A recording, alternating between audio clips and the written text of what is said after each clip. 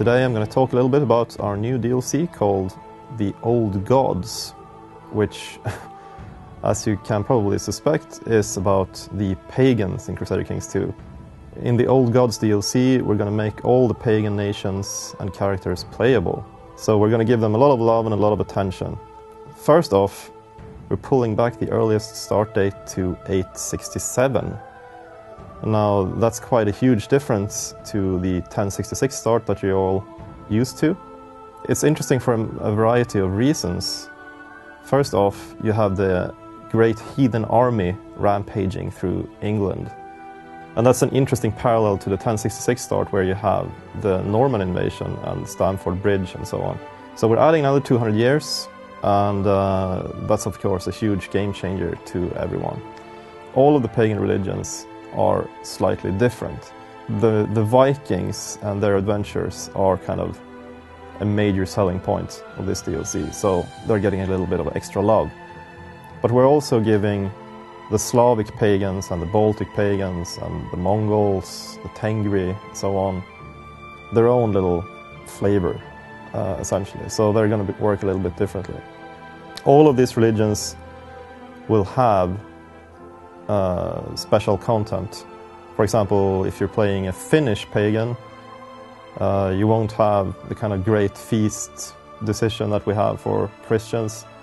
Instead, they're going to have some kind of Christmas celebration, the Ukon Jula. Pardon me for the pronunciation there, all Finns watching.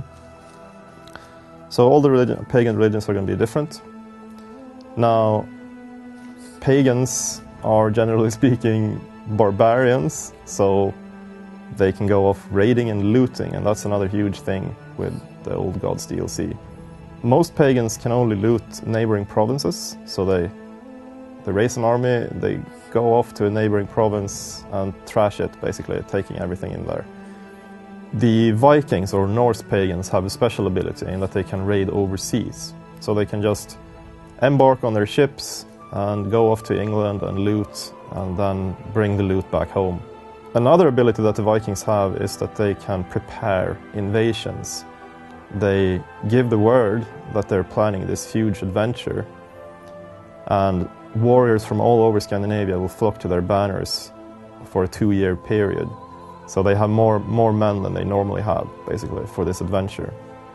Of course, if they fail, it's a huge prestige loss, and it's very bad for them. Pagans have quite a different set of CBs, or casus bellis, compared to Christians and Muslims.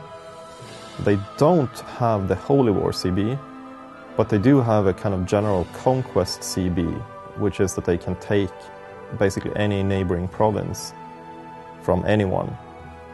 They can also subjugate rulers of their own culture, because basically might makes right. Pagans also don't have to worry much about producing heirs, and they're allowed to take up to 3 concubines in addition to their normal wife. So they work a little bit like the Muslims in the Sword of Islam DLC. Being warlike barbarians, they're also expected to wage war. So they kind of need to go off looting and to declare wars, or their vassals will start getting slightly upset. They also start losing prestige if they've been at peace for too long. Another game changer is that we're adding major rivers to Europe that can be traversed, but only by Norse culture characters. So the Vikings can go off and they can form the Russian state, Rus, and they can go looting and raiding in the Caspian Sea, which is otherwise inaccessible to, well, distant characters and rulers. The pagans can reform their religions. They're actually codifying and consolidating their religion, creating a liturgy and a formal priesthood, etc. And the reason for doing this is that they can actually withstand the pressure from the more modern religions, if you will, Islam and Christianity. So they will gain access to the Holy War casus belli, for example, and they will also be harder to convert than they are pre-Reformation. So in order to do this, they need to hold a certain amount of holy sites.